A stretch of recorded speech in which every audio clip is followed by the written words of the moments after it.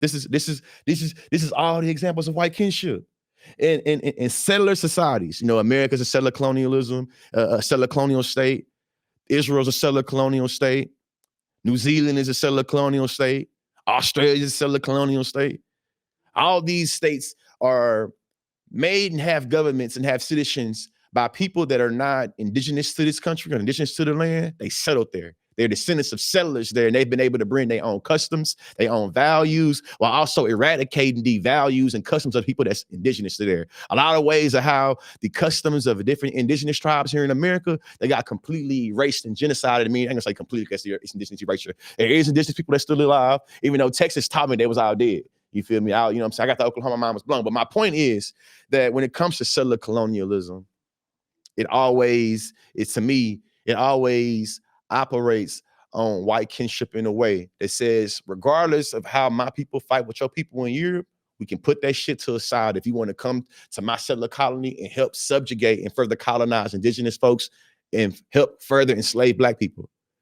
Hey, the British and the Irish, they was beefing over there. You feel me? And two, we don't say white folks cause famine on white folks when we talk about the way that the British colonized, Irish people. We don't do that.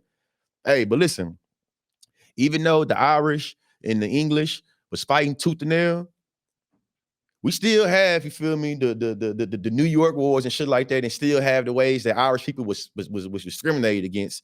But down south, a lot of ways, when the Irish were referred to as the niggas of Europe, a lot of them proved they wasn't niggas of Europe in America by lynching niggas. Even though we have this very obscure way of talking about history and saying that, the Irish were slaves too, and this old shit, this, that, and the other, ain't no history or no trend of black folks waging war or committing violence against Irish people, but it is the other way around. So even though you had a long, violent history of British people fucking over Irish people, when no descendants came over to America, they wasn't tripping, man. They had solidarity in settling on a Native American land, and they had solidarity around waging violence against niggas. It's one of the reasons why I feel like it's so disingenuous when people be like, "Did you know only 1.6% of people during slavery owned slaves?" It's like, so if we sit with these numbers, are you saying that over 95% of America was cool with black people because they didn't own slaves? What are you really saying? But it's also getting to this. You didn't have to own slaves to buy into the oppression, the subordination, subjection of black people. You could be an overseer. We can hire you to sustain the racial hierarchy and give you a responsibility in the plantation to make sure you're still able to wage violence against black bodies, and you don't own shit. This white kinship. Even when you learn about like the Bacon's Rebellion and shit, like you start to see about how there was starting to be some class solidarity amongst working class, against working class, poor white and poor black, indentured serving white people, enslaved black people, indentured serving black people coming together. White people are able to convince them, nah, man, your skin color important to you, and that's the most thing you should be important, and at least you ain't them niggas over there. Even if you and them had the same thing, at least you're white. A lot of people bought into it. It's the reason why I'm annoyed with Buddy hopping in my comment section talking about some comment speaking points. Anytime niggas start trying to unite people across different lines, they've been able to demonize socialism and communism in a way where even when you start being critical of class, some folks automatically, start feeling like they getting into some shit, and it's just crazy, man. It's just crazy. But now I'm blabbing. Get to a comment section a little bit. See. What is right here? Rudyard Kipling was born in Mumbai, India. He wasn't white. That's fine. The white man burden. As a matter of fact, I would still challenge that. Like, I think Rudyard Kipling, even though he was born in India, he was a descendant probably of British settlers, and that's the reason why he was able to write towards the white man's burden the way that he did. But even if the piece I'm referring to is the white man's burden and how that became an instrumental piece of literature that allowed for all white people throughout the world to buy into the white man's burden of civilizing the entire world.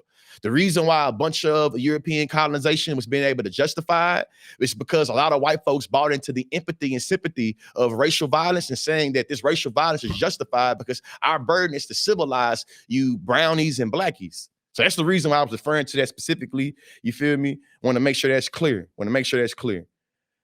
Kevin Miller says, if white folks care about if white folks didn't care about black folks, why the overwhelming majority of white folks fight to free you?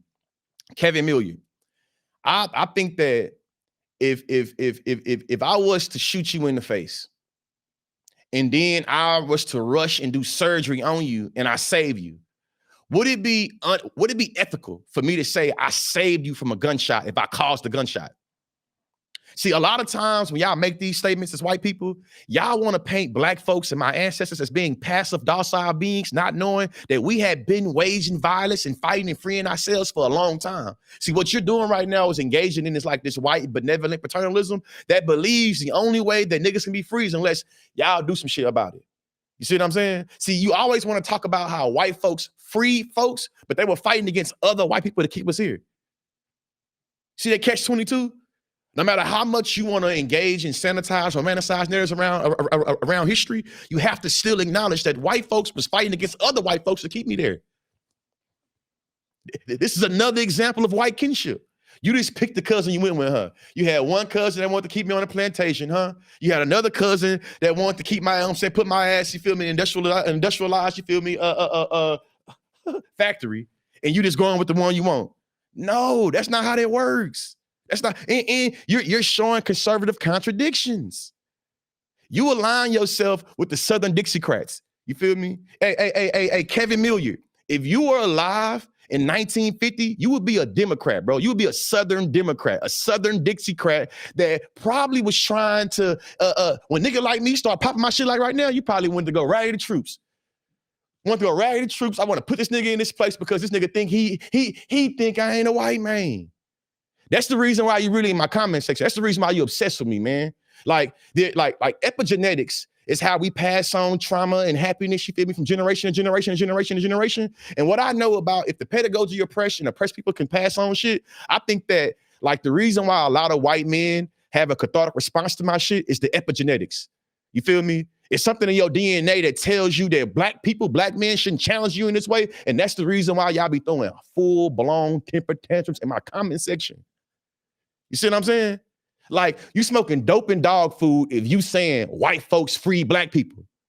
As a matter of fact, in this country, it's the last thing I'll say, and I'm about to get up out of here. In this country, y'all love to romanticize Thomas Jefferson, the rapist, the deadbeat dad. Yeah, that Thomas Jefferson. Y'all love romanticizing him and how he doubled the size of America and he bought the Louisiana Purchase, but y'all never tell us how. See, you love to create this narrative that the only way black folks can be free is unless white folks freed them, but you don't want to talk about how Thomas Jefferson got Louisiana Purchase and how the niggas down in Haiti was beating on Napoleon Bonaparte ass so bad. And I want to be clear too, Napoleon Bonaparte already ran through Europe. He'd already dominated all the white folks, but he couldn't do nothing with them niggas in Haiti. And he couldn't do nothing so much, he gave up the land. He sold that land underpriced to America because guess what? Niggas can free ourselves. Yeah, I bet you didn't know that, did you? I bet you didn't know that, did you? I bet you didn't realize that black people being able to free themselves off the plantation allowed for the American empire to double itself. Go find somebody to play with, Kevin. Go find somebody to play with, Kevin. I think that you would have benefited a lot from being in my classroom. And really people like you, you know. I hope that you recognize I'm doing the Lord's work. When y'all come in my comment section and y'all act like the little demons and devils that y'all is, I feel like that I'm moving like, you feel me, like Preacher Boy on Sinners. You know what I'm saying? And I'm singing on this goddamn mic to you, and I'm hoping that that devil come up out of you, man. Because I really feel like y'all, like if it moved like a devil and it cracked like a devil, it's you see what I'm saying? And if you align yourself with demonic shit, if you justify demonic shit contemporarily, historically, you a demon, you a devil. Education is elevation. I said what I said, you feel me? Hey, I've been respectful to you. I'm respectfully calling you a devil, bro. Like respectfully, like just like I feel like there were respectful slave masters.